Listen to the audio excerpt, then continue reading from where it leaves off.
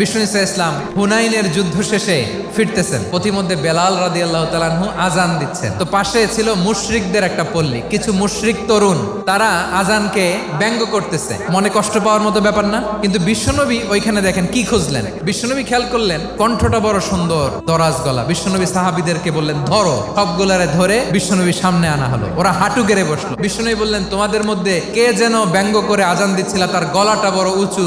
আবু মাহজুরা বলে আমার বন্ধুরা সবাই আমার দিকে আঙ্গুল দেখায়। আবু মাহজুরার মাথায় হাত দিয়ে বললেন এবার আজান দাও দেখি। আবু মাহজুরা বলে আমি তো আজান দিতে জানি না। বিশ্বনবী বললেন তাহলে আসো আমি তোমারে শিখাই দেই। বিশ্বনবী একটা বাক্য পরে, আবু মাহজুরা পরে, বিশ্বনবী পরে, আবু মাহজুরা পরে। আবু মাহজুরা বলে এক একটা বাক্য পড়ি আমার কলিজাটা গলে ঠান্ডা হয়ে যায়। বিশ্বনবীর সাথে দাঁড়িয়ে উনি শাহাদা পড়ে মুসলমান হয়ে গেলেন। বিষ্ণু ইসলাম বললেন যাও আবু মাহজুরা, আমি তোমাকে পৃথিবীর শ্রেষ্ঠতম মসজিদ মক্কার মসজিদুল হারামের মুয়াজ্জিন হিসেবে অ্যাপয়েন্ট করে দিলাম।